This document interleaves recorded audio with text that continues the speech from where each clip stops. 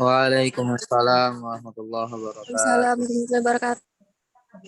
Alhamdulillahirabbil alamin, rabbi shrahli sadri wa yassirli amri wahlul 'uqdatam min lisani yafqahu qawli. Rabbi zidni ilman warzuqni fahman birahmatika ya arhamar rahimin. Alhamdulillahirabbil alamin. Puji syukur kita panjatkan kepada Allah Subhanahu wa taala yang telah memberikan kita banyak sekali nikmat iman, nikmat Islam, nikmat panjang umur, sehingga pada kesempatan kali ini kita bisa berkumpul untuk belajar bersama mengenai materi Olimpiade Ekonomi Islam.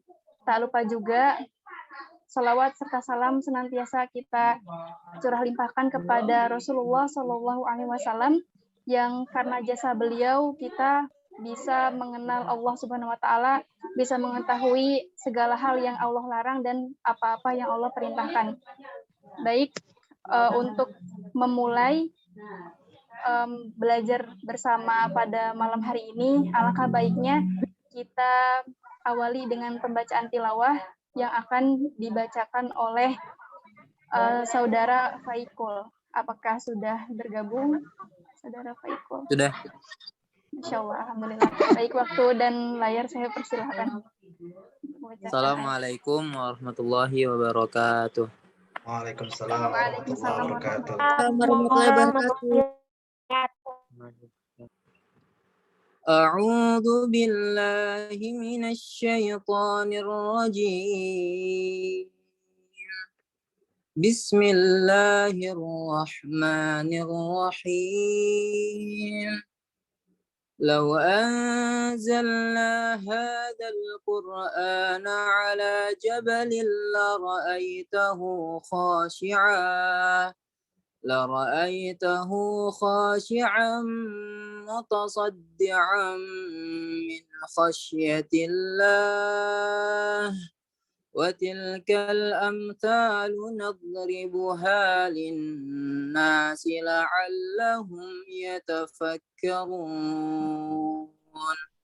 هو الله الذي لا إله إلا هو عالم الغيب والشهادة هو الرحمن الرحيم هو الله الذي لا إله إلا هو الملك القدوس السلام المؤمن المهيمن العزيز الجبار المتكبر سبحان الله عما يشركون هو الله الخالق البارئ المصور له الأسماء الحسنى يسبح له ما في السماوات والأرض وهو العزيز الحكيم صدق الله العظيم. Terima kasih. Assalamualaikum warahmatullahi wabarakatuh. Waalaikumsalam warahmatullahi wabarakatuh. Insyaallah, Allahumma arhamna bil Quran. Izin saya baca terjemahan dari ayat yang tadi dibacakan oleh Saudara Faikul. Masya Allah, ini artinya adalah kalau sekiranya kami turunkan Al-Quran ini kepada sebuah gunung, pasti kamu akan melihatnya tunduk, terpecah belah disebabkan ketakutannya kepada Allah, dan perumpamaan itu kami buat untuk manusia supaya mereka berpikir. Dialah Allah yang tiada Tuhan selain Dia, yang mengetahui yang gaib dan yang nyata. Dialah yang Maha Pemurah lagi Maha Penyayang. Dialah Allah yang tiada Tuhan selain Dia, Raja yang Maha Suci, yang Maha Sejahtera, yang mengaruniakan keamanan, yang Maha Memelihara, yang Maha Perkasa, yang Maha Kuasa, yang memiliki segala keagungan. Maha suci Allah dari apa yang mereka persekutukan. Dan Dialah Allah yang menciptakan, yang mengadakan, yang membentuk rupa, yang mempunyai Asmaul Husna, bertasbih kepadanya apa yang di langit dan di bumi. Dan Dialah yang Maha Perkasa lagi Maha Bijaksana. Insya Allah bahkan gunung pun akan terpecah belah kalau misalnya Al-Quran diturunkan kepada gunung itu saking takutnya gunung kepada Allah, dan mudah-mudahan kita semua menjadi hamba yang senantiasa patuh dan senantiasa takut kepada Allah, dan mudah-mudahan dengan mengawali pembacaan Al-Quran sebelum belajar ini, Allah anugerahkan kepada kita kemudahan dalam memahami pelajaran. Amin ya rabbal alamin. Perkenalkan, nama saya Siti Anissa Satifah, biasa dipanggil Anissa. Insya Allah pada kesempatan kali ini saya yang akan memoderatori jalannya pembelajaran bersama pada malam hari ini, yang insya Allah pembicara kita kali ini sangatlah luar biasa. Beliau sudah banyak sekali pengalaman di bidang Olimpiade Ekonomi Islam ini, dan insya Allah pada kesempatan kali ini akan banyak sharing-sharing nih. Jadi tolong disiapkan catatan-catatannya karena pasti banyak sekali hal-hal yang akan disampaikan. Berikut ini izinkan saya untuk mengenalkan pembicara kita. Beliau bernama Yayu Ningsi. Boleh di next.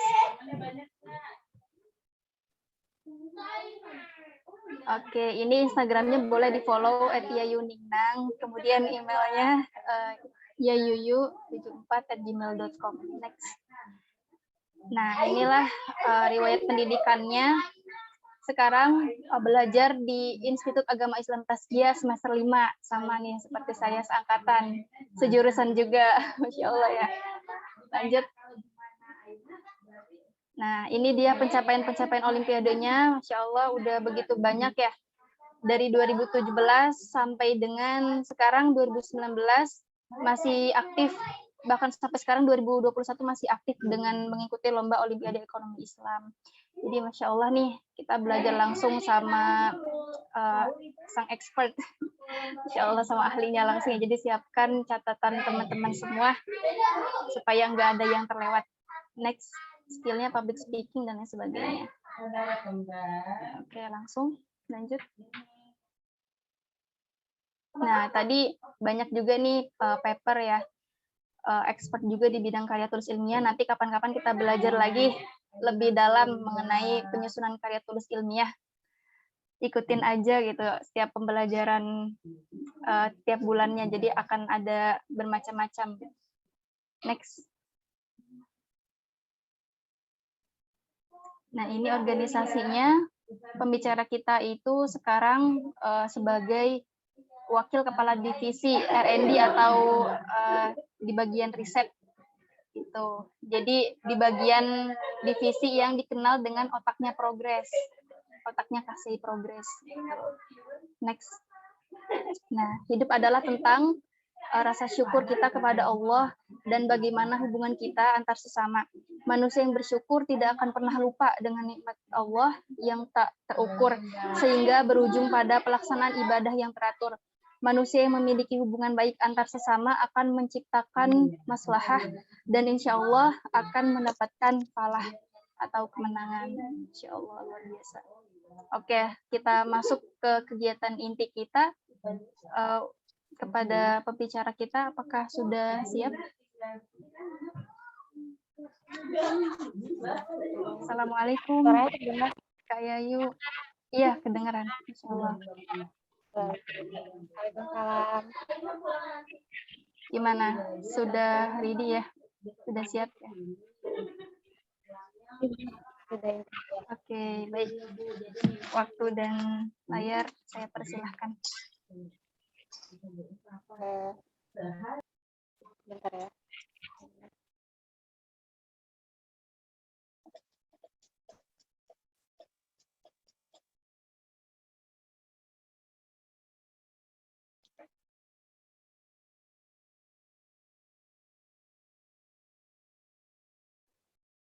Sudah terlihat layarnya? Belum, Kak. Belum.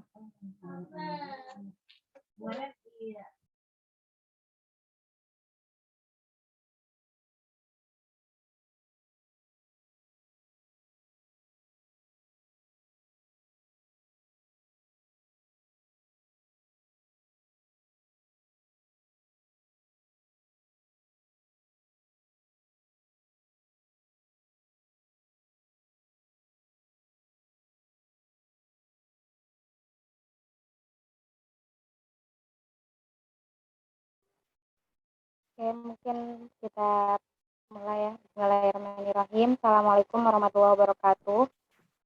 Waalaikumsalam warahmatullahi wabarakatuh. Ya, pertama-tama, aduh malu banget ya Allah. Terima kasih kepada Tasya Juarnya sudah memberikan kesempatan gitu untuk sharing sama teman-teman semua. Dan juga di sini kita sharing ya dan belajar bareng gitu. Jadi nanti misal teman-teman ada penyampaian aku yang kayaknya aku baca di buku ini nggak kayak gini deh gitu, boleh disampaikan gitu ya. Suaranya masih oke kan? Alhamdulillah jelas. Beginilah ya. Oke deh. Insya Allah teman-teman untuk materi kedua ya di pelatihan Olimpiade kali ini akan membahas terkait dengan filosofi ilmu ekonomi Islam. Sebetulnya kalau kita belajar filosofi itu agak deep ya, jadi memang kemarin juga mencoba untuk mencari kata-kata yang memang mudah gitu untuk kita pahami bersama gitu. Ambil baiknya aja ya dari apa yang aku sampaikan. Tapi mungkin sebelum masuk ke materi mau mukadimah mau menyampaikan dulu gitu. Kita di sini santai aja teman-teman. Mau nyampein aja sih. Kalau dakwah itu banyak jalannya gitu teman-teman. Kalau menurut aku salah satunya ya dengan Olimpiade Ekonomi Islam gitu. Aku dulu emang waktu pertama kali Olimpiade itu gak ada orientasi kayak wah gue mau dakwah nih gitu, nggak ada. Cuman semakin lama semakin tahu ekonomi Islam gitu dan lain sebagainya, semakin terasa gitu bahwa aku tuh dan teman-teman lain sedang ada di jalan dakwah gitu insya Allah. Aku ngerasa kenapa kayak gitu karena udah ngerasain impactnya ke diri aku sendiri. Kalau gak belajar ekonomi Islam mungkin perilaku aku nggak akan mungkin lebih buruk dari yang sekarang gitu. Kalau nggak belajar ekonomi Islam mungkin hubungan aku sama orang tua sama teman-teman dan lain sebagainya bisa jadi lebih buruk. Dengan belajar ekonomi Islam juga aku kayak bisa lebih tahu gitu produk halal. Kayak sekarang lebih aware aja sih, kayak sampai sabun deodoran pun kalau nggak ada label halalnya nggak mau gitu. Itu bukan fanatik atau gimana ya, mungkin teman-teman bisa ambil baiknya, tapi itu memang keharusan gitu. Kita sekarang harus mulai aware karena apa-apa yang kita gunakan, apa-apa yang kita pakai mempengaruhi ibadah kita gitu. Gimana kalau yang kita pakai itu nanti ujung-ujungnya ada sesuatu yang memang menghambat diterimanya ibadah kita gitu. Gitu sih. Dan terus satu kali lagi yang bikin aku semakin yakin kenapa Olimpiade Ekonomi Islam itu bisa sebagai dakwah gitu, karena ternyata secara tidak langsung aku bisa mempengaruhi orang-orang di sekitar aku gitu.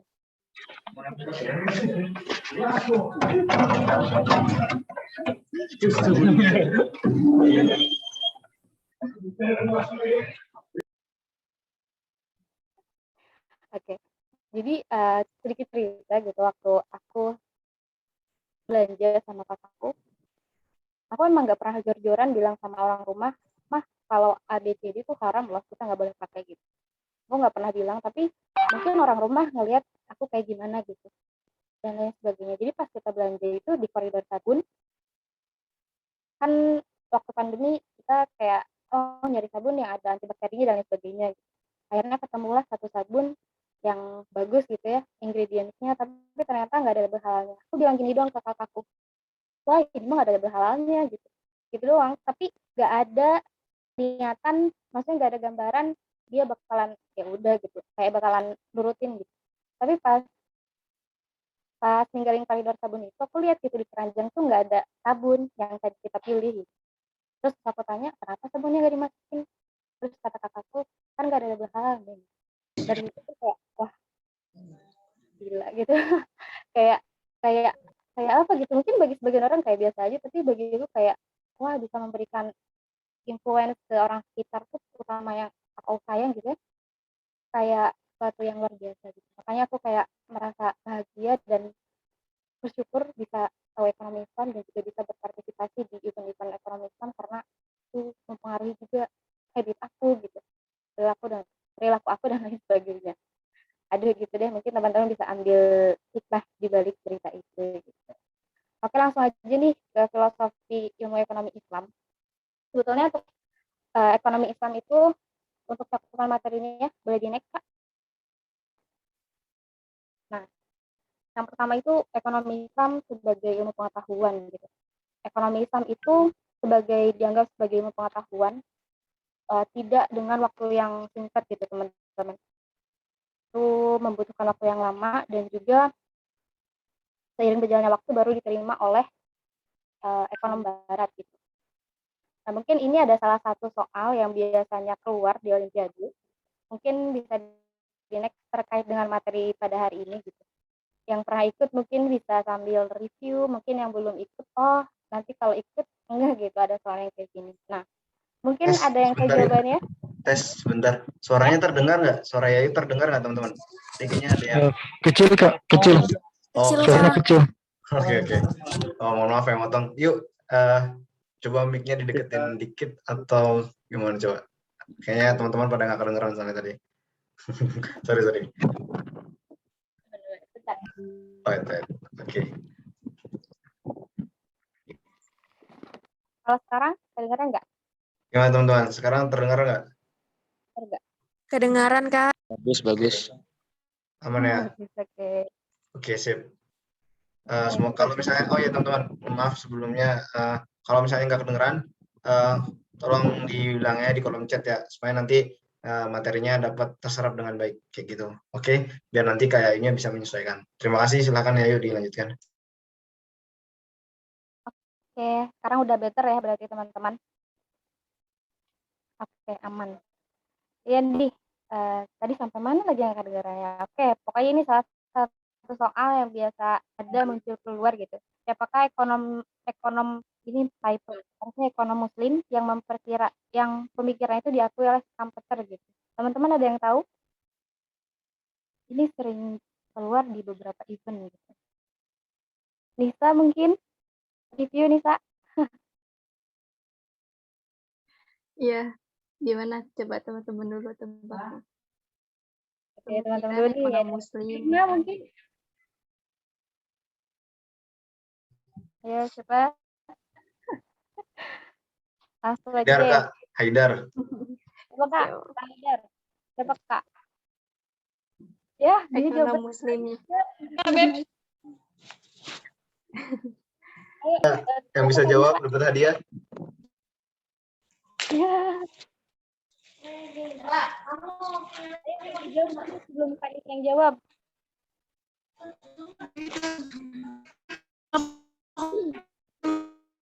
Dijawab. Oke deh, langsung aja Kanisa. Apa nih Kanisa jawabannya? Aduh, takut salah. Coba. Udah deh, Yayu aja. Gak percaya diri nih. Nah, jawaban itu harus kita samakan. Ibnu Khaldun. Bisa ya Ibnu Khaldun. Kita jadi menentukan jawaban. Ya mohon maaf ya teman-teman. Ibnu Khaldun benar nih Kak? Ayo kita verifikasi. Iya, Ibnu Khaldun. Ibnu Khaldun ya. Jadi tadi kan yang aku sampaikan bahwasanya ekonomi Islam itu memang sebagai ilmu pengetahuan tidak dalam jangka waktu yang singkat gitu.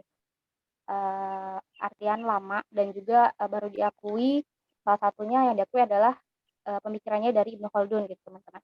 Kalau di matrikulasi Ibnu Khaldun itu di sebelah mana ya? Hallnya Ihwan ya? Sekarang Ahwat ya pokoknya gitu deh. Jadi Ibnu Khaldun yang diakui oleh Schumpeter. Next. Selanjutnya itu terkait, ya ada yang mengatakan kalau ekonomi Islam itu merupakan sistem ekonomi alternatif teman-teman. Jadi artinya sebagai apa ya namanya itu, sebagai tambal sulam gitu. Jadi kalau misalkan kapitalis sama sosialis gak bisa menjawab permasalahan yang ada, kita baru pakai ekonomi Islam gitu. Tapi pernyataan tersebut tidak tepat gitu. Ada juga yang mengatakan bahwasanya ekonomi Islam itu sebagai sistem ekonomi penengah gitu. Artinya ditempatkan di antara sosialis dan kapitalis. Nah, hal itu juga kurang tepat. Dan yang tepat ya ini gitu, ekonomi Islam itu merupakan sistem ekonomi solutif. Kenapa solutif? Karena sistem itu tidak dimiliki oleh sistem ekonomi lain gitu. Kalau misalkan kita bahas satu dari sekian banyaknya sistem yang tidak dimiliki oleh ekonomi lain gitu ya, adalah filantropi gitu.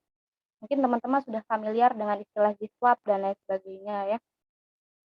Kalau misalkan so far aku memang taunya nggak ada sistem ekonomi yang ada filantropinya gitu, kayak Giswap dan lain sebagainya. Kalau zakat itu kan, apalagi zakat ya, sasarannya itu sudah mutlak gitu di dalam Al-Quran. Betul-betul ke-8 sasarannya itu yang tertuang di surat At-Taubah ayat 60 itu memang mereka semua orang yang membutuhkan gitu dan patut kita bantu. Luar biasa seperti itu. Dan juga keunikan pendekatan Islam itu terletak pada integrasi. Integrasi itu kayak penyatuan gitu antara aspek moral dan material yang aku sampaikan tadi. Kalau kita merujuk ke konvensional, banyaknya hanya sekedar material gitu. Kalau bisnis pun orientasinya ya laba aja gitu. Tapi di ekonomi Islam itu kita memadukan, mengintegrasikan antara aspek moral dan juga material gitu. Moralnya apa? Kita berbagi dengan sesama gitu. Misalkan infak atau mungkin yang lebih teratur ada nisab dan haulnya seperti zakat gitu kan, aspek moralnya terhadap sesama, kepeduliannya ada gitu. Begitupun dengan material. Oh, uang yang kita miliki, harta yang kita miliki itu ada bagian teman-teman di luar sana gitu. Jadi kita harus salurkan. Begitupun dengan spiritual dan juga duniawi. Walaupun Islam itu ada kewajiban dan lain sebagainya gitu ya, sholat, puasa, tapi Allah juga tidak menyukai orang-orang yang memikirkan akhirat saja gitu. Nah, oleh karenanya di ekonomi Islam tuh harus seimbang antara spiritual dan duniawi. Begitupun dengan etis dan juga sosial kritik. Kurang lebih seperti itu teman-teman. Selanjutnya itu ada aksioma ya, ada aksioma ataupun konseptual dari ekonomi Islam itu sendiri gitu teman-teman.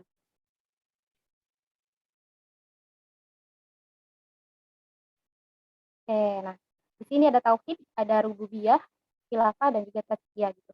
Sebetulnya untuk rububiyah itu part of tauhid ya gitu teman-teman, tapi di sini memang dipoinkan sendiri. Oke, tauhid gitu ya di dalam ekonomi Islam itu. Jadi memang kita memahami bahwasanya Allah itu yang Maha Esa dan kita itu diciptakan oleh Allah gitu. Begitupun dengan rububiyah, meyakini bahwasanya semua yang ada di muka bumi ini berasal dari Allah Subhanahu wa taala. Kalau khilafah itu terkait dengan bagaimana manusia itu nanti bertanggung jawab gitu. Karena manusia ini adalah sebagai utusan Allah gitu. Kalau di muka bumi sebagai sentralnya makhluk hidup gitu. Begitupun selanjutnya adalah tazkiyah gitu. Nah, tazkiyah itu artinya mensucikan, membersihkan gitu ya. Dan lain sebagainya tadi kaitannya dengan filantropi. Nah, salah satunya bisa dengan memberikan infak, zakat ataupun yang lain sebagainya. Itu dia aksioma ataupun konseptual dari ekonomi Islam gitu teman-teman. Selanjutnya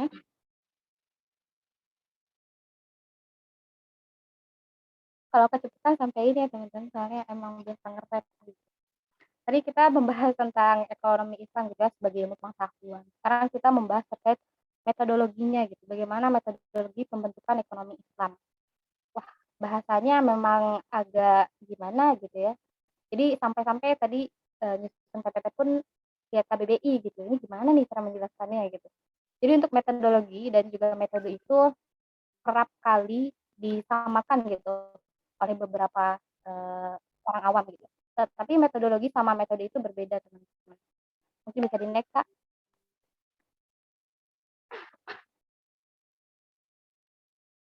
Nah, kalau metodologi itu ini berdasarkan Maslow ya, tahun 1978 bahwasanya ilmu yang mengkaji alasan dan juga justifikasi. Justifikasi itu mengadjust, mengakui, memutuskan gitu ya. Dan juga bagaimana sebuah proposisi. Nah, proposisi ini kayak sebuah konsep gitu ya. Proposisi itu putusan, bukan proposisi itu apa ya? Proposisi itu iya konsep, prinsip dan juga rancangan utusan gitu. Asumsi dan teori diterima atau ditolaknya dalam kerangka ilmu ekonomi. Begitu. Jadi metodologi itu kalau di penelitian aku lihat beberapa kajian tuh kalau metodologi itu adalah kumpulan dari metode-metode gitu. Kalau metode baru metode yang digunakan dalam penelitian tersebut gitu teman-teman. Next, mungkin untuk yang baru pertama kali mendengar, apa gitu? Emang agak deep ya teman-teman. Jadi mohon bersabar dan ini teori banget gitu. Dan bagaimana metodologi ekonomi Islam gitu ya. Jadi metodologi ekonomi Islam tuh menjelaskan kriteria ilmiah untuk melahirkan teori ekonomi Islam yang sesuai dengan sumber pengetahuan yang diakui dalam epistemologi Islam gitu. Jadi metodologi dalam Islam tuh menjelaskan kriteria ilmiahnya gitu. Bagaimana sampai ada ekonomi Islam saat ini gitu. Dan selanjutnya kita akan membahas terkait dengan tadi pembentukan metodologi Islam itu dari apa saja gitu. Next. Nah, pendekatan metodologi dan juga dalam pembentukan ekonomi Islam itu kurang lebih ada 3 metode pendekatan ya teman-teman. Yang pertama itu adalah metodologi usul fikih, lalu ada juga pluralisme dan juga islamisasi. Oke, kita kupas secara singkat satu-satu ya. Yang pertama itu next ada metodologi usul fikih teman-teman. Nah, metodologi usul fikih ini adalah untuk mengidentifikasi ekonomi yang sesuai dengan Al-Quran juga Sunnah. Tadi kan bagaimana menjelaskan ilmiahnya suatu ekonomi itu ataupun suatu hal itu ada gitu. Nah, di sini metodologi usul fikih itu mengidentifikasi ekonomi sesuai dengan Al-Quran dan juga Sunnah. Tujuannya untuk apa? Untuk menjelaskan konsep-konsep ekonomi. Gitu misalkan kenapa sih riba itu nggak boleh gitu? Kenapa riba dilarang? Oh, dijelaskan dalam Al-Quran sampai ada 4 tahapan pelarangan riba gitu. Mungkin teman-teman udah ada yang tahu ya, mulai dari surat Ar-Rum sampai dengan Al-Baqarah gitu. Dan juga yang selanjutnya itu adalah hadir karena ada pemahaman bahwa subjek matter ekonomi Islam itu sama dengan subjek matter itu subjek kajiannya gitu. Subjek kajiannya itu sama seperti fikih muamalah. Dan juga ekonomi Islam itu merupakan implementasi dari fikih muamalah gitu. Maksudnya adalah dalam ekonomi Islam juga ada pemisahan kan ya teman-teman antara mana yang harus kita lakukan dan mana yang harus kita hindari gitu. Dan juga ini salah satu kutipan dari Yalkitas, salah satu penulis jurnal, mengatakan bahwasannya ekonomi Islam itu adalah a modern version of fikih muamalah. Kurang lebih itu untuk metodologi usul fikih. Nah, selanjutnya kita beralih ke metodologi pluralisme. Namanya plural ya, banyak gitu. Jadi dalam metodologi ini tuh menggabungkan beberapa metodologi dan diambil nanti baiknya seperti apa untuk bisa dikembangkan dan dikontribusikan dan juga diakumulasikan sebagai ilmu pengetahuan. Ini ada tulisan. Menerima berbagai metodologi yang dikembangkan dalam tradisi ilmiah Islam dan Barat selama tidak bertentangan dengan prinsip epistemologi Islam dan dapat membantu melahirkan teori yang lebih bagus dan juga berkontribusi dalam akumulasi ilmu pengetahuan. Jadi intinya plural itu mengambil semuanya, yaitu dari Barat ataupun ilmiah gitu dan sebagainya, tetapi yang tidak bertentangan dengan Islam, dikembangkan untuk bisa berkontribusi mengembangkan ilmu pengetahuan yang lebih baik lagi gitu. Ini ada Umar Chapra nih, teman-teman ada yang familiar dengan Umar Chapra? Beliau tokoh di mazhab ekonomi apa? Ada yang tahu? Ya, pada malu-malu. Umar Chapra nih di mazhab apa nih? Ya, ada yang open tuh sih. Siapa nih open? Di mazhab apa? Nggak tahu, Kak. Oke. Umar Chapra di mazhab apa ya Umar Chapra ya? Di mazhab mainstream. Ya kan nih? Verifikasinya ke Nisa ya. Di Umar Chapra di ini ya, di iya, ekonomi Islam.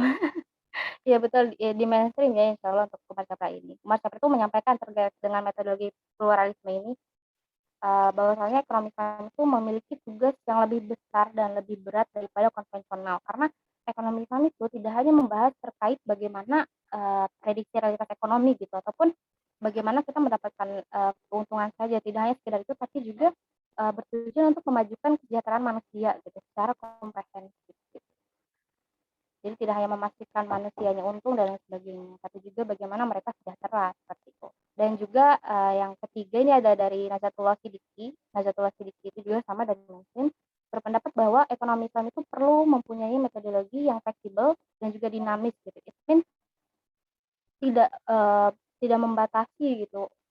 Ketika ada yang bagus tidak diambil karena itu bukan dari Islam gitu. Tidak seperti itu gitu pendapat dari Najatullah Siddiqi. Next, kita beralih ke metodologi dari islamisasi. Kurang lebih sama sih teman-teman, ini juga dia mengambil dari dari luar gitu ya. Tapi bedanya ini adalah memanfaatkan perkembangan teknologi dan juga metodologi konvensional, tapi di dalamnya itu diterapkan prinsip-prinsip Islam seperti itu.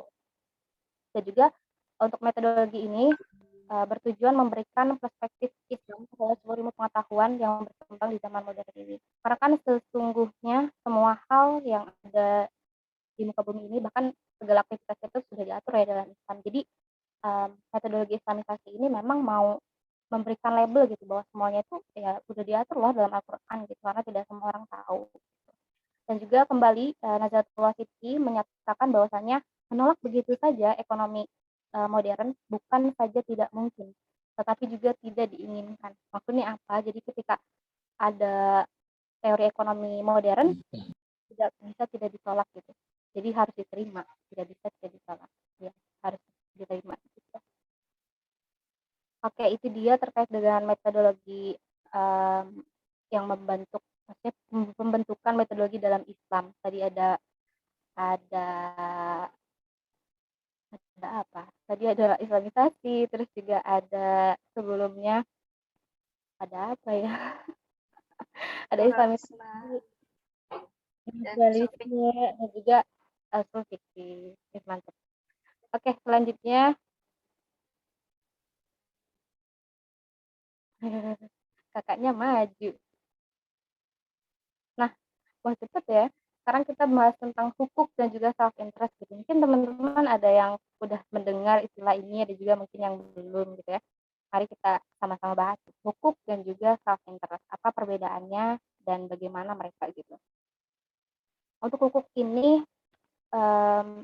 artinya gitu ya, kewajiban ataupun tanggung jawab. Bisa juga kebenaran, nyata, pasti, dan juga klaim gitu dan sebagainya. Kalau self interest itu memiliki makna bahwa manusia itu merupakan makhluk otonom yang mengukur nilai pada tingkat dorongan, keinginan, dan juga preferensi pribadi. Gitu. Jadi self interest itu memang ya nama juga self interest ya, terjemahannya gitu, ketertarikan pada diri sendiri gitu. Nah, oke, buat mengetahui keduanya lebih detail, sekarang kita bakal mengupas yang hukuk gitu. Dari apa ya, dari kata-kata pengertian hukuk tadi gitu ya, dari mulai kebenaran hingga tanggung jawab, ada didefinisikan dua pengertian gitu dari hukuk itu sendiri. Nah, pertama itu bahwasanya hukuk ini adalah tanggung jawab dan juga kewajiban, hak dan juga kewajiban gitu. Di mana manusia ini memiliki hak, kekuasaan ataupun sultoh ya, dan juga kewajiban gitu teman-teman. Nah, yang kedua, bahwasanya hukuk itu juga mengisyaratkan bahwa hak harus diarahkan kepada nilai dengan tujuan yang lebih tinggi gitu. Hak yang lebih tinggi di sini adalah tidak hanya memikirkan diri sendiri saja gitu. Lebih tinggi di sini maksudnya menyindir self interest gitu ya. Harus memiliki tujuan yang lebih tinggi gitu, bukan hanya diri sendiri tapi juga untuk orang lain. Di sini ada keadilan gitu, ada kebenaran, dan juga ada maslahat. Nah, selanjutnya bagaimana karakteristik dari self interest itu sendiri? Kurang lebih ada 3 ya untuk karakteristik dari self interest. Next.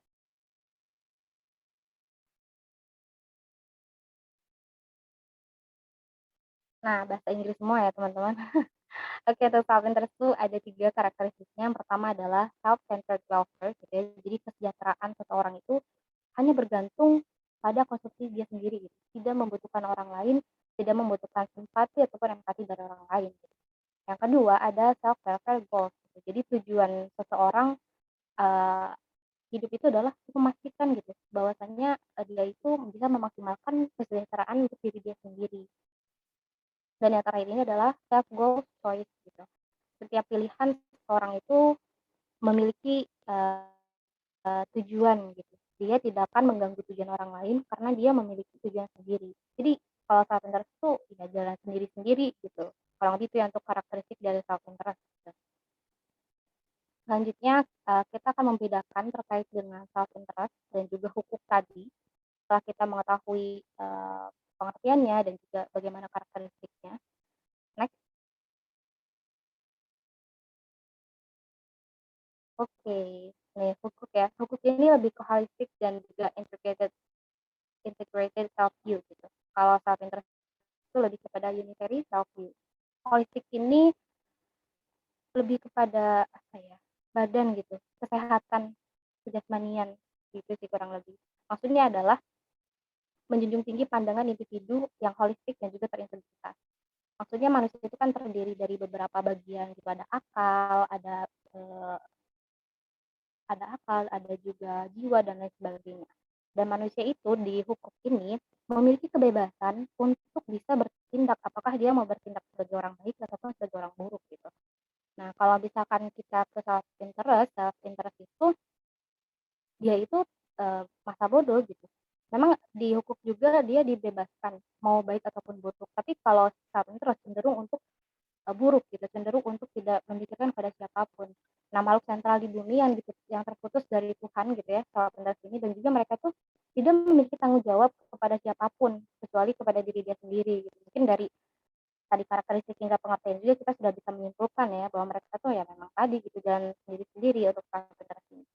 Terus juga selanjutnya untuk hukuk, hukuk ini memiliki identitas ganda gitu. Maksudnya apa identitas ganda? Identitas ganda ini adalah dia bisa menjadi seorang individu dan juga menjadi seorang sosialis. Maksudnya dia bisa bisa untuk diri dia sendiri dan juga dia bisa berbaur dengan sekitarnya gitu, dengan sosial. Berbeda halnya dengan self interest. Kalau self interest itu bisa kita lihat di sini dia tuh hanya memiliki satu identitas gitu teman-teman. Jadi mau eh, mau kemana-mana ya dia sendiri gitu, tidak membaur dan lain sebagainya. Terus juga yang terakhir dari hukuk dan juga poin terakhir dari self interest juga, bahwasanya hukuk ini memiliki hubungan dua arah gitu. Jadi ya tadi gitu berhubungan dengan sesama dan lain sebagainya. Kalau self interest itu hubungannya satu arah gitu, statis ya. Karena tadi dia gitu tanggung jawabnya cuma ke diri dia sendiri gitu teman-teman. Itu sih kurang lebih untuk hukuk dan juga self interest. Oke, selanjutnya, nah ini pentingnya worldview dalam pengetahuan gitu. Oke, untuk worldview itu singkatnya tuh cara pandang kita, cara kita memandang sesuatu gitu. Nah ini kalau misalkan kita bicara worldview Islam, menurut Maududi gitu ya, worldview itu adalah pandangan hidup yang dimulai dari konsep keesaan Allah gitu, yang berimplikasi kepada seluruh kegiatan kita di muka bumi ini. Jadinya pandangan kita, sudut pandang kita, paradigma kita, pemikiran kita tuh pertama tuh keesaan Allah gitu. Jadi ketika kita melihat laut gitu, wah itu dari Allah gitu. Ketika kita melihat makanan enak, wah itu dari Allah gitu. Ketika kita melihat ya lawan jenis yang menarik gitu, wah itu dari Allah gitu. Itu paradigma itu adalah worldview gitu teman-teman. Bagaimana kita memiliki pandangan, tapi kalau dalam Islam ya konsepnya adalah sesuai dengan Al-Quran dan juga Sunnah dan juga tadi gitu keesaan Allah. Dan selanjutnya, aduh, lebih didetailkan lagi ya, mengapa worldview itu penting gitu? Karena worldview itu merupakan bagian dari struktur manusia berpikir gitu teman-teman. Nah untuk lebih jelasnya kita lihat analoginya gitu. Selanjutnya Kak, nah ini ada diambil dari Quran surat Ibrahim ya teman-teman. Terjemahnya mungkin bisa teman-teman lihat. Tadi kenapa worldview itu penting? Karena merupakan bagian dari manusia gitu. Nah, bisa kita lihat di sini akar ini dianalogikan sebagai keyakinan gitu. Keyakinan kita tadi tauhid gitu kepada Allah. Yakin ya bahwasanya segala sesuatu itu memang dari Allah gitu. Batang ini menunjukkan sikap gitu teman-teman. Sikap kita seperti apa? Tadi kenapa worldview itu penting karena satu kesatuan gitu, tidak bisa hanya satu saja, tidak bisa sikap saja gitu. Ketika kita hanya sikap saja, misalnya kita bersikap A gitu, tapi tanpa ada pondasi atau tanpa ada keyakinan gitu, bisa saja bertahan gitu. Batang juga gitu kan, batang bisa bertahan tapi tanpa akar dia tidak akan kuat gitu. Nah begitupun dengan worldview gitu teman-teman. Ketika ada keyakinan lalu ada sikap maka akan kuat, tapi ketika hanya ada sikap saja tidak ada keyakinan ya akan tumbang gitu nanti dalam jangka waktu yang singkat gitu. Nah begitupun beralih ke daun gitu ataupun buah, nah itu adalah wujudnya perbuatan. Ketika ketiga hal tersebut saling berkaitan, maka insya Allah output-nya adalah perbuatan kita yang zahir gitu teman-teman. Karena landasannya sudah betul, sikapnya juga pasti akan begitu, itu namanya perbuatannya gitu. Jadi itu kenapa waktu itu penting. Jadi juga ada kaitannya dengan akal gitu, dengan akal kita. Bagaimana kita memandang suatu hal, bagaimana kita memiliki cara pola berpikir dan lain sebagainya gitu. Dan tadi balik lagi kalau dalam Islam ya tuntunan kita adalah Al-Qur'an gitu. Oke, dan slide terakhir di sini ada Quran surat Al-Jasiyah ayat 20 bahwasanya Al-Qur'an ini artinya ya adalah pedoman bagi manusia, petunjuk dan rahmat bagi kaum yang meyakini. Gitu. Masya Allah. Jadi ya memang kita harus mempunyai paradigma atau maksudnya memiliki worldview yang kuat gitu teman-teman, memiliki cara pandang yang kuat terkait dengan suatu hal dan yang tepat karena kita sebagai seorang muslim tadi berdasarkan Al-Quran dan juga atas dasar tauhid. Oke, sudah selesai teman-teman semuanya.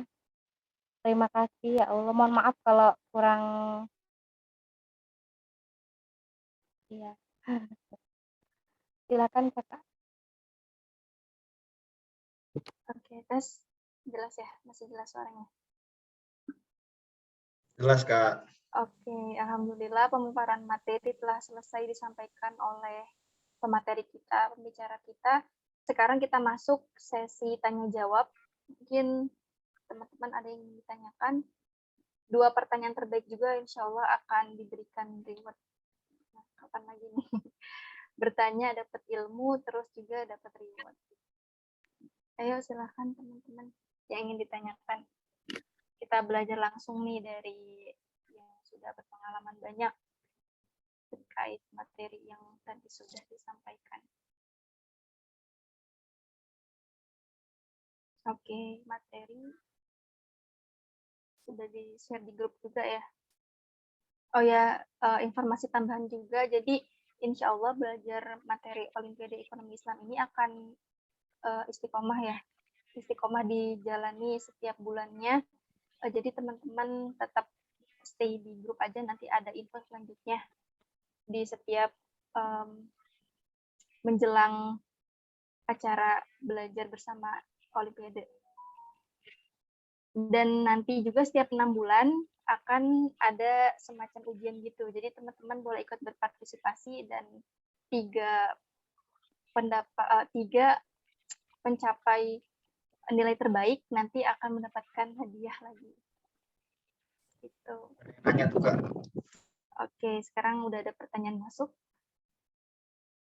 dari Sofi Rahman.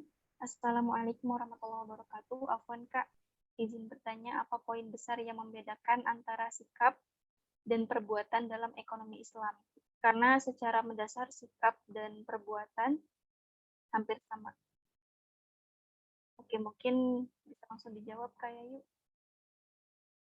Antara sikap dan perbuatan, ini apakah cuma sekedar sinonim atau ternyata ada perbedaan dalam pandangan ilmu ekonomi Islam?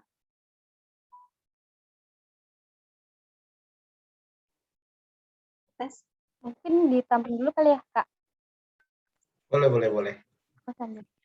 Ini yang ada yang raise hand nih. Oh, ada. Coba ya. Mau langsung dijawab atau ini dulu? Pertanyaan dulu semua. Gimana? Kayaknya Ditampung dulu nih ditampung tadi. dulu. Oh, itu ada yang raise hand, silakan. Jadi, siapa tadi yang harus?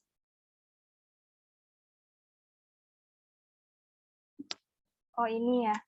Muhammad Arsy ya. Oke, boleh silahkan. Assalamualaikum warahmatullahi wabarakatuh. Tapi sebelumnya suara saya jelas nggak, Kak? Jelas, sangat jelas. Oke. Di sini pertanyaan saya mengenai tentang metode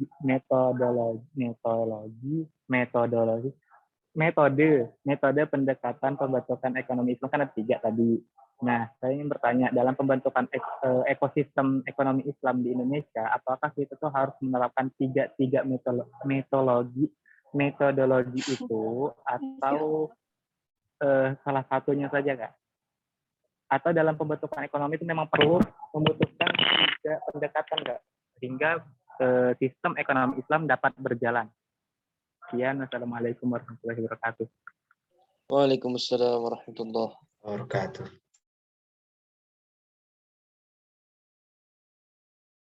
Baik, ada lagi kah yang ingin bertanya? Atau cukup dua dulu? Kayak yuk, bagaimana? Oke, boleh. Cukup dua dulu ya. Dua dulu. Suaranya terdengar kan? Iya, masih jelas. Enggak. Oke, suaranya jelas. Oke, dari pertama dari Bismillah ya. Ini pokoknya yang bisa aku jawab ya aku jawab. Kalau yang kurang aku bisa ya, ya. Yang pertama dari Saufi ya. Aku bacain pertanyaannya. Izin bertanya, apa poin besar yang membedakan antara sikap dan perbuatan? Oke. Sebetulnya antara sikap dan perbuatan itu dalam ekonomi Islam ataupun tidak dalam ekonomi Islam memang berbeda gitu. Jadi tidak ada istilah sikap di konvensional seperti apa, perbuatan di konvensional seperti apa, di Islam seperti apa, ya nggak ada gitu. Terus apa yang membedakannya? Sebetulnya sikap dan perbuatan itu memang hampir sama. Ada juga pas aku menyusun PPT gitu ya, memang terpikir gitu ya, ini apa sebetulnya perbedaan antara sikap dan juga perbuatan gitu.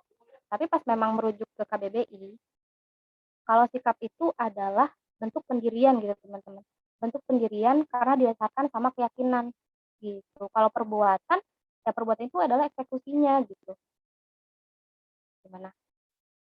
Jadi kalau sikap itu kita menyikapi satu hal karena pendirian kita seperti karena pendirian kita gitu. Maksudnya karena cara pandang kita, karena keyakinan kita.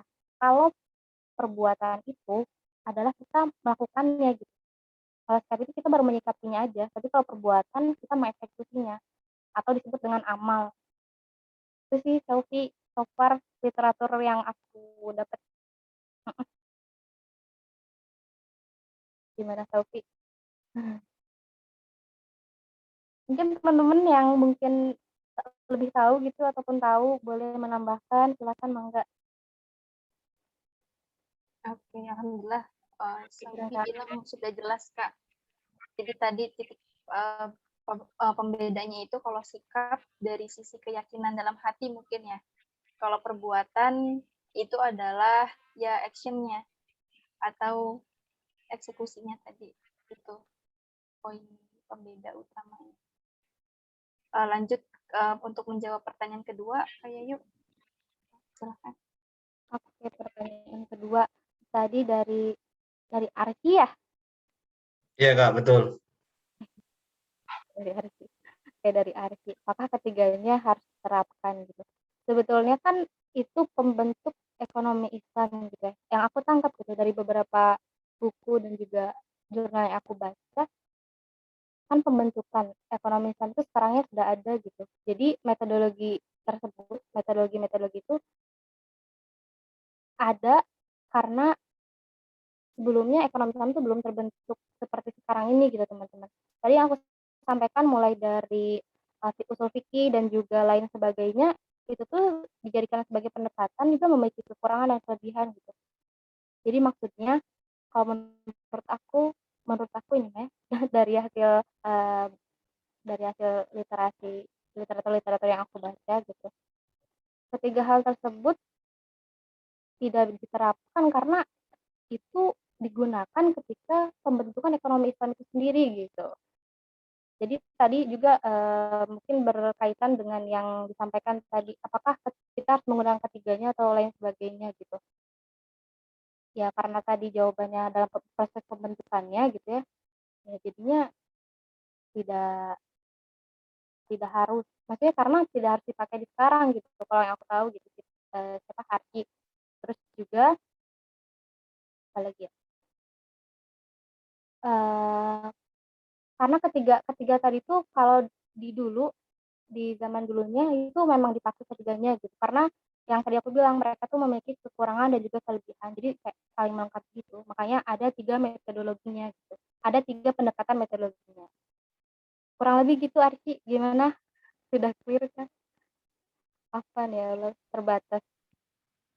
Oh, jadi maksudnya itu adalah metodologi itu adalah awal mulanya pembentukan ekonomi Islam di dunia yang akhirnya pada zaman sekarang dikelompokkan. Dulu tuh ekonomi Islam tuh dimulai dari apa ya? Dari usul fikih, dari Islamisasi gitu. Nah, iya betul. Tadi kan aku sampaikan juga ya, kalau metodologi itu apa alasan ilmiah gitu, suatu hal bisa terbentuk dan bisa ditolak ataupun diterima sama ilmu ekonomi gitu. Jadinya alasan ilmiah kenapa bisa terbentuk, karena sekarang ekonomi sudah terbentuk, jadi ya tadi gitu, Arti. Begitu Arti, ya Allah, Syukron. mantap mantap. Oke, Afwan. ini ada lagi nih yang ingin bertanya secara langsung dari Mas Dalifah Hanuranda. Silakan Mas Dalifah, langsung ditanyakan. Oke. Bismillahirrahmanirrahim. Assalamualaikum warahmatullahi wabarakatuh. Suaraku kedengaran ya, Kak? Terdengar tidak? Iya. Jadi aku ada 3 pertanyaan. Masya Allah. Jadi yang pertama itu kan tadi Kak Yayu sempat bilang dampak dari Kakak belajar ekonomi Islam itu dampaknya positif.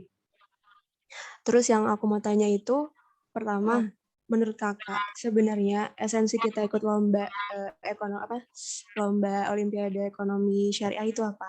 Apakah nantinya kita itu bisa berkontribusi nyata di ekonomi Islam di Indonesia? Karena kan kita tahu sendiri ya, ekonomi syariah di Indonesia itu apalagi literasinya masih minim. Nah, dampak dari kita ikut Olimpiade ini tuh apakah bisa berkontribusi? Itu yang pertama. Terus yang kedua, contoh implementasi nyata dari Kak Yayu sendiri setelah mempelajari materi malam ini. Kan tentang filosofi ini ya, Kak. Filosofi ilmu ekonomi Islam. Dampaknya ke Kakak sendiri itu apa? Terus yang ketiga, yang terakhir, contoh soal Olimpiade yang udah Kakak jelasin malam ini tuh kayak gimana ya, Kak? Terima kasih. Udah cukup jelas nggak, Kak? Apa yang terakhir gimana? Contoh soal dari materi malam ini. Kan Olimpiade. Ada nggak contoh soal dari materi malam ini yang udah pernah Kakak ini? Oh, oke. Ya, makasih Kak. Oke, sama-sama. Langsung dijawab aja. Bagaimana nih Kak? Kalian ada satu pertanyaan lagi nih di chat room. Assalamualaikum Kak, Oke, ingin bertanya, dilihat dari background pengalaman dan prestasi Olimpiade Kakak, aku mau minta tips dan sarannya nih gimana sih cara Kakak bisa jaga diri Kakak agar tetap tawadu dan tidak merasa lebih tinggi dari orang lain. Ditanya tipsnya untuk tetap tawadu. Itu poinnya. Langsung dijawab Kak Yayu.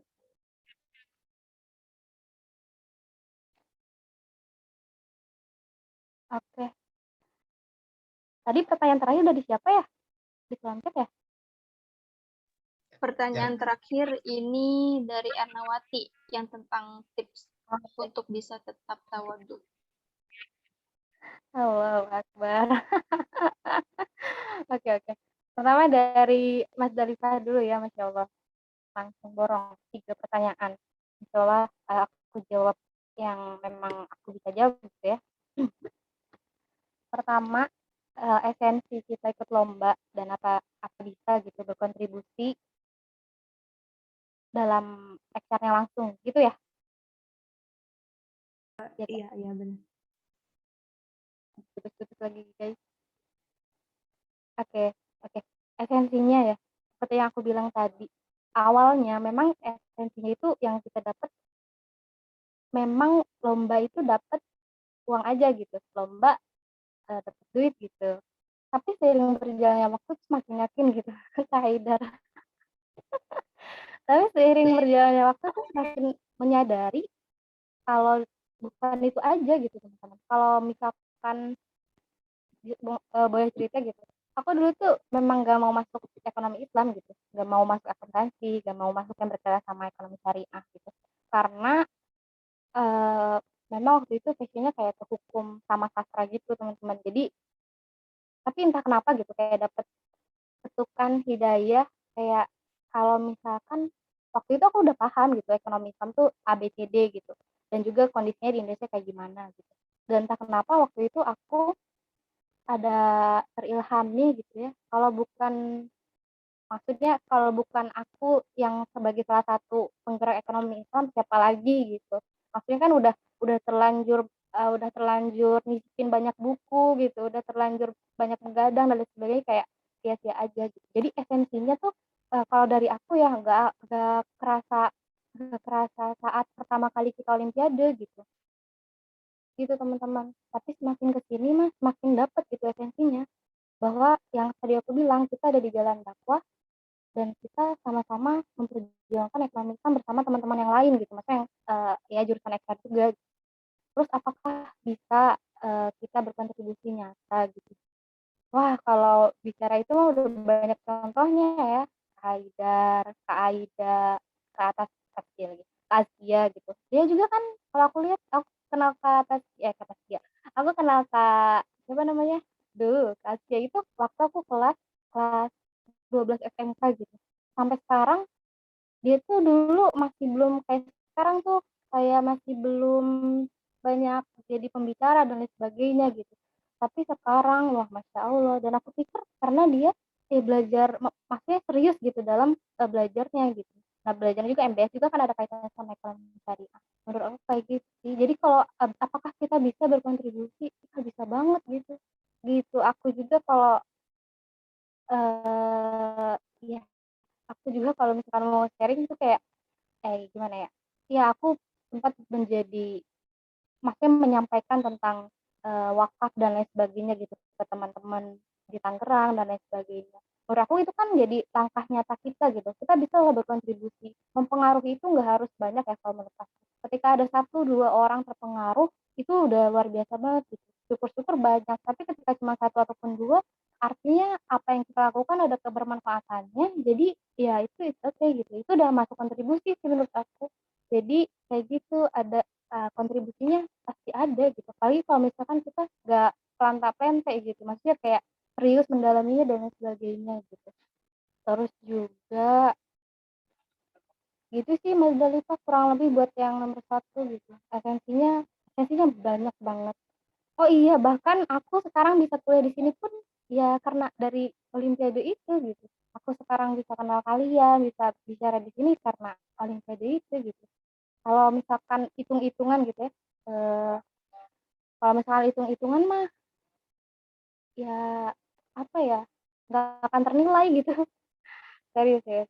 Bukannya lebay, tapi aku ngerasa kayak memang sedih itu sih sama ekonomi Islam ini gitu. Gitu sih. Ya mungkin lebay tapi ya gitu lah.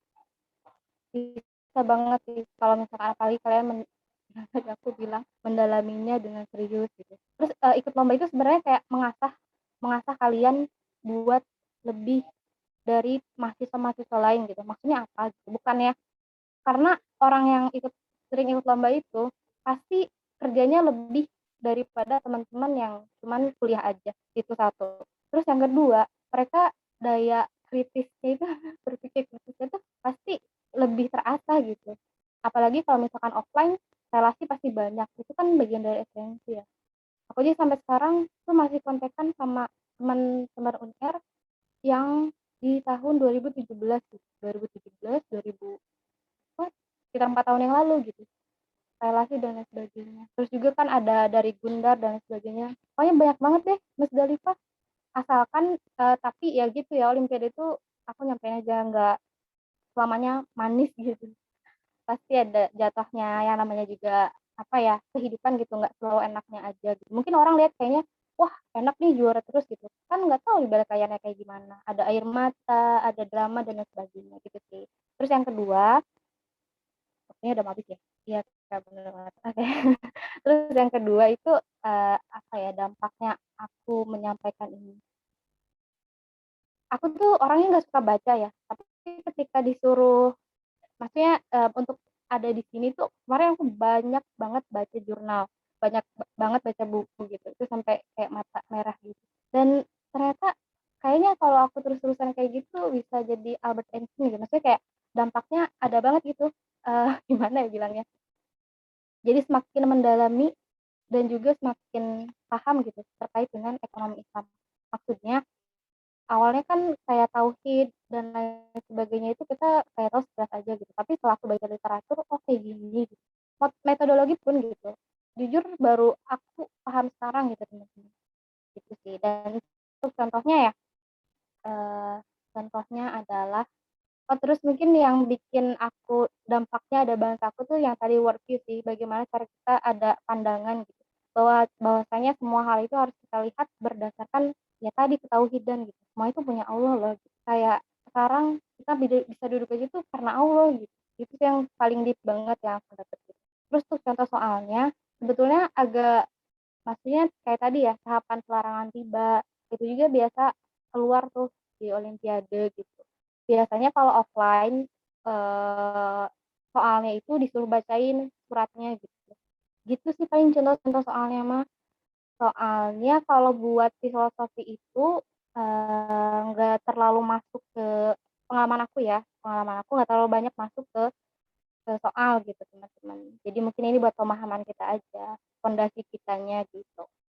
Nanti Musdalifah kalau mau mendalami Olimpiade progres ya. Enggak, maksudnya nanti di progres ada ini apa namanya, ada pemilihan buat penilrek, penilnas, jadi bisa gabung gitu. Gitu Mas Dalifah. Oke, maaf ya ya Allah. Oke Arsi, nanti aku share ya jurnalnya. Buku sih e-book itu. Pertanyaan terakhir ya? Iya, tadi tentang tawadu sama ini nih ada satu yang kelewat ternyata. Ini pertanyaannya, dalam ekonomi Islam ada beberapa mazhab dengan kekurangan dan kelebihannya. Menurut kakak, mazhab yang paling tepat untuk diterapkan pada saat sekarang itu apa, baik di Indonesia maupun di dunia? Itu. Mungkin itu ya pertanyaan terakhir yang tadi tentang tawadu, sama yang ini tentang mazhab. Aku tuh maaf ya Arifin, aku bisa jawab sebisa akunya gitu. Kayak gimana? Aku jawab sebisa aku gitu. Sebenarnya untuk mazhab itu kan ada 3, ada mainstream, alternatif kritis, sama satu lagi adalah kisoduna. Ketiganya aku sebenarnya fine-fine aja gitu, karena pemikiran mereka itu memang benar gitu. Misalkan kisoduna bilang kalau sumber daya alam itu tidak terbatas gitu, tapi keinginan kita yang terbatas. Ketiganya itu ada landasannya gitu, ada dari Al-Quran dan lain sebagainya gitu. Begitupun dengan yang alternatif kritis gitu. Begitupun dengan mainstream yang mengatakan kalau sumber daya alam itu tidak terbatas gitu. Sumber daya alam itu terbatas dan keinginan manusia tidak terbatas, jadinya ada kelangkaan dan sebagainya. Itu tuh ketiganya benar gitu, ada maksudnya mereka ya. Oh, udah masuk no.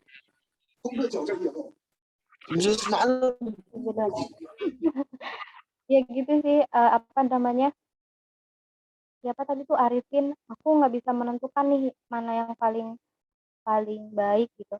Kalau memang tipenya nggak pemilik gitu, maksudnya gimana ya, tidak memusingkan, aduh ini harus yang mana gitu ya, gitu sih. Jadi karena ketiganya sama-sama bisa diterima gitu kalau menurut aku. Gitu Arifin, syukran pertanyaannya Masya Allah. Terus tadi tawadu ya, apa nih tawadu? Izin bertanya, kakak dilihat dari background pengalaman kakak terkait ibadah, kakak aku minta tips dan sarannya gimana sih cara kakak biar menjaga diri kakak tetap tawadu dan tidak merasa dari tinggalan. Sebetulnya, wah Erna mah apaan? Erna itu adik kelas aku, jadi kenapa bertanya? Kita kan sering sharing, oke nggak apa-apa. Mungkin buat teman-teman yang lain gitu ya, gimana?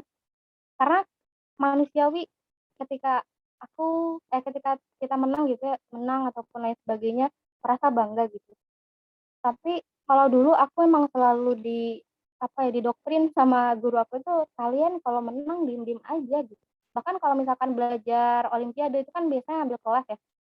Ambil kelas, aku pernah kayak dispen itu 1 bulan gitu. Wah, enak banget. 1 bulan pernah dispen tuh gara-gara olimpiade. Nah, itu tuh kayak kita baca buku tuh nggak boleh diposting dan lain sebagainya. Untuk apa teman-teman? Untuk menjaga kita dari sikap tinggi hati gitu. Tinggi hati ya. Gitu sih. Jadi gimana caranya biar tawadu? Ya sebetulnya tadi karena alhamdulillahnya aku punya guru yang luar biasa gitu. Dan juga orang tua yang selalu mendoakan. Terus kalau misalkan tawadu, aku gimana ya bilangnya ya? Kenapa kita gimana caranya biar tawadu gitu? Anggap aja kalau dulu kan emang gara-gara doktrin tuh, tapi semakin ke sini aku kayak ada pemikiran sendiri, kenapa kita harus tawadu? Ya karena semua itu punya Allah gitu.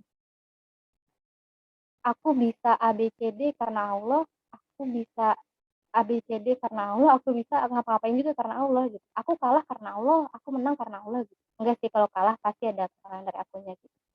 Gitu sih, kalau misalkan kita tadi ya memposisikan kita tuh sebagai wakil Allah aja gitu, dan semuanya itu Allah yang mengendalikan, insya Allah sih bakalan apa namanya, bakalan terus merasa kalau diri kita tuh kurang gitu. Tapi misalkan teman-teman, ini mah dari aku gitu ya, misalkan teman-teman ada perasaan menang terus bangga gitu, itu nggak apa-apa sih teman-teman. Tapi ya upayakan ya ya gitu deh. Maksudnya terus juga cara orang buat bahagia itu kan beda-beda ya. Ada orang yang misalkan share dia menang dan lain sebagainya itu biasa aja gitu, dan lain sebagainya. Tapi ada juga orang yang tidak mau men-share hal tersebut gitu. Itu balik lagi ke teman-temannya gitu. Nah, jadi untuk tawadu itu kalau dari aku gitu sih tadi. Kalau aku ya merasa kalau semua itu punya Allah gitu aja sih. Kebaikan gitu dah pokoknya. Udah.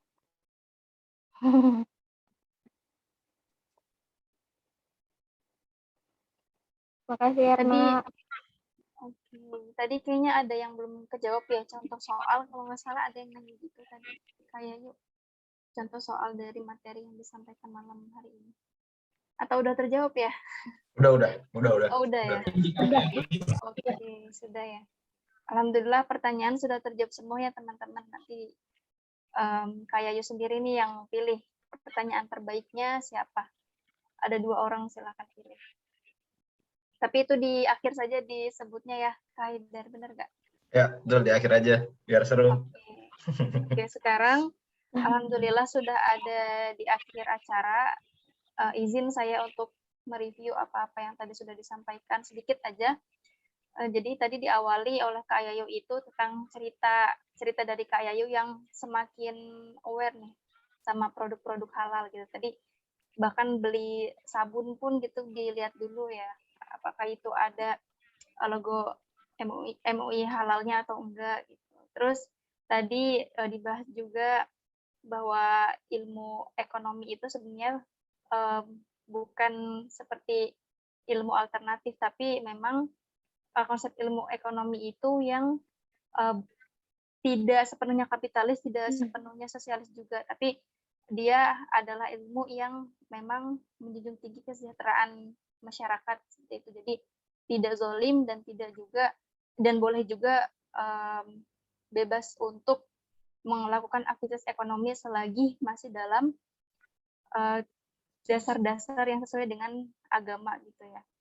Terus juga tadi sempat disebutkan metodologi ekonomi Islam itu usul fikih, pluralisme, islamisasi, dan tadi sempat disebutkan juga tentang hukuk dan self interest, di mana kalau hukuk ini hak dan kewajiban yang tentunya berbeda dengan self interest yang intinya adalah seperti mementingkan diri sendiri seperti itu. Dan pengertian dari pengertian dari worldview, yang artinya pandangan hidup kita itu selalu dimulai dari keesaan Allah. Jadi ketika melihat hal yang luar biasa pasti dipusatkan bahwa itu adalah dari Allah gitu. Dan yang terakhir adalah ditutup oleh Al-Qur'an Al-Jasiyah ayat 20 yang intinya adalah Al-Qur'an pedoman bagi manusia, petunjuk dan rahmat bagi kaum yang meyakini. Mungkin itu ya review dari pemaparan materi Kak Yayu pada hari ini. Jadi untuk mengakhiri belajar bersama juga ada beberapa pengumuman yang akan disampaikan oleh Kak Haidar. Silakan Kak Haidar. Untuk pengumuman. Bentar. Oke, sebelum ditutup kita foto bersama dulu. Oh iya, sebelum foto bersama, izinkan saya memberikan kenang-kenangan kepada pemateri hari ini. sekaligus kita foto bersama, baru nanti closing statement dari pemateri. Nah ini, Kak Yayunya bisa on cam nggak? Biar difoto biar kelihatan mana sih Kak Yayunya? Soalnya saya tadi nggak lihat Kak Yayu nih. Aman kah? Bentar, mana Yayu? Halo Yayu. Lanjut aja Kak. Kan Oh iya, bentar saya pin dulu. Saya pin dulu. Kalau nggak kelihatan nggak apa-apa, saya pin dulu yang penting. Oke ya, bentar. 1, 2, 1, 2, 3. Oke, sekarang ganti ke moderator kita. 1, 2, 3. Oke, selanjutnya kita foto bersama. Oke, teman-teman semuanya yang bisa dibuka on cam. Oke, kalau tidak bisa nggak apa-apa. Yang penting kalian memperhatikan ya. Oke, sip. 1, 2, 3. Oke, terima kasih. Selanjutnya closing statement terlebih dahulu, baru nanti pengumuman dari saya. Silahkan. Yayu, Siti, Anissa, silahkan. Dari Nisa sudah ya menyampaikan review. Mungkin dari Yayu ada closing statement untuk mengakhiri perjumpaan kita malam hari ini. Silakan Yayu. mungkin pertama mohon maaf teman-teman semuanya kalau ada penyampaian kurang berkenan ataupun yang kurang apa ya kurang enak juga gitu, kurang enak didengar juga sama teman-teman semua.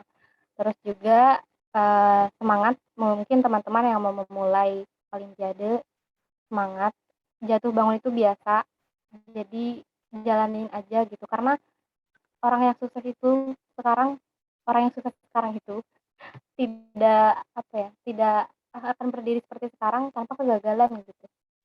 Kalau gagal bangkit lagi gitu, nangis boleh silahkan.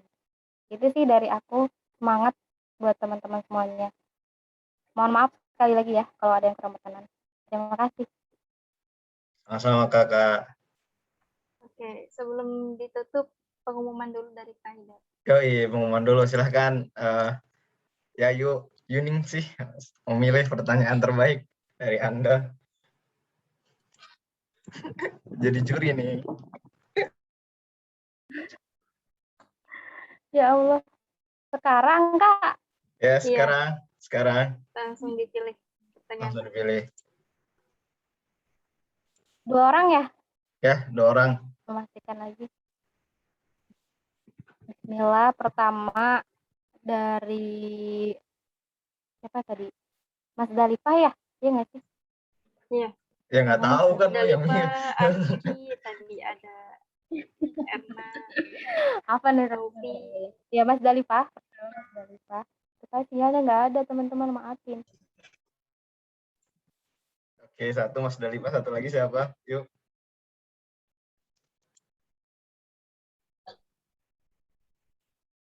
Oke. Sinyalnya hilang ya. Yuk.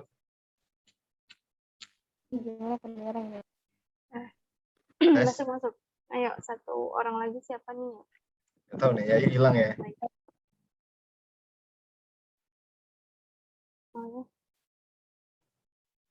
Satu orang lagi dari kakak, silakan. Dari Kak Hidayat ataupun Kak Siti Anissa, mangga. Silahkan Nisa. Kalau aku Ya, sih, baik. aku kayaknya ngelihat yang tadi tuh yang aktif dan sekaligus tanya terus, aku milih ke Muhammad Arsy. Masya Allah ya, Muhammad Arsy. Jadi nanti Masda sama Arsy chat aku gitu. Nanti hadiahnya aku kasih sesuatu. Itu ya biasa lah, karena ini online ya e-wallet aja lah ya buat teman-teman semuanya kayak gitu. Tapi nominalnya nggak besar-besar banget, tapi jangan pernah lihat nominalnya. Yang penting kalian nggak ngerti gitu. Oh ya, dari saya pertama terima kasih buat teman-teman dari KC Progress, karena memang saya bekerja sama dengan KC Progress untuk terkait ini, terkait materi maksudnya terkait olimpiade pembelajaran olimpiade ini. Terima kasih buat, maksudnya kalau nggak salah tuh ada ketuanya nih, ada Tado kalau nggak salah. Dan saya ingat banget kata Tado tentang ekonomi syariah tadi, kayak kan tadi bahas banget tuh kayak ekonomi syariah ini oposisi apa gitu, tengah atau depan atau gimana gitu, apa striker gitu kan. Nah, aku ingat banget kata-kata yang sering Tado ucapin. Ini Tado ini salah satu ketua Progres ya. Kurang lebih kata-katanya kayak gini nih. Eh, minus agama manusia depresi, manakala hidup sekedar nominal, ekonomi syariah bukan oposisi, melainkan melengkapi konvensional. Asik. Jadi intinya ekonomi syariah itu bukan oposisi, tapi melengkapi dari konvensional. Jadi teman-teman semangat buat belajarnya. Aku sangat senang banget sih teman-teman selalu antusias tiap bulannya. Walaupun ya nggak banyak, karena memang ilmu itu bukan dari sedikit banyaknya, tapi ya yang penting selalu continue gitu.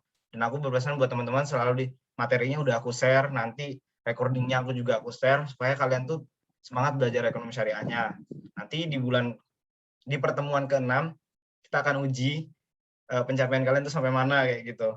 Dan nanti ada rewardnya dari Taskia Juara, sesuatu yang bisa dimanfaatkan kayak gitu. Dan terus semangat, dan insya Allah tanggal 10 nanti ada pelatihan LKTI pertama yang akan diisi sama Kak Aspa. Kak Aspa Aspi ya, mungkin kalian tahu ya. Nanti insya Allah ya, nanti kita ramein ya teman-teman yang mau belajar LKTI. Nanti semuanya di sini selalu ada. Ekonomi syariah apa aja ada lah pokoknya. Insya Allah di Taskia Juara disediain buat kalian semua untuk menjadi yang lebih baik kayak gitu. Oke, mungkin cukup sekian. Tetap semangat. Nanti yang menang hubungi aku, nanti insya Allah hadiahnya langsung aku beri kalau akunya nggak ketiduran. Oke, itu aja. Kurang lebihnya mohon maaf. Ditutup dengan, silahkan Nisa ditutup. Jadi saya yang tutup. Ya, Tanggal 10 ya, alhamdulillah. tanggal 10 ya, biasa kita malam hari. Jadi kita, oh ya, tambahan, kita malam hari. Pokoknya setiap kegiatan kita malam hari. Ya sekitar 19.30, 20.00. Kenapa malam hari? Karena di pagi hari, siang hari, sore hari kalian kuliah. Kalau saya mah tidak kuliah, jadi kalian yang kuliah. Jadi insya Allah di malam hari. Dan saya mohon kepada teman-teman, insya Allah poster itu setiap H-3 lah kalau bisa di-share. Jadi kalian harus, ya kalau bisa ikutlah, sayang banget. Udah mah gratis, dapat hadiah. Kapan lagi lu? Jarang ada kayak gini, serius. Gue kalau udah tahu dari dulu kayak gini ada, ikut mulu kali gitu. Oke ya. Jadi teman-teman dimohon partisipasinya kayak gitu. Dan terima kasih buat angkatan 21. Sangat luar biasa lah pokoknya angkatan 21 ikut beginian. Aduh, saya mah boro-boro dulu mah. Ya, pokoknya semangat terus. Salam kenal dari kami semuanya kayak gitu. Oke, silahkan. Ya, Insya Allah. Terima kasih Kak Haidar.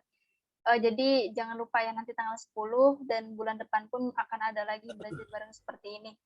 Oke, alhamdulillah kita sudah ada di akhir acara. Tadi yang harus diingat oleh Kak Haidar, yang terpenting itu adalah kita bisa istiqomah, bisa continue belajar gitu ya.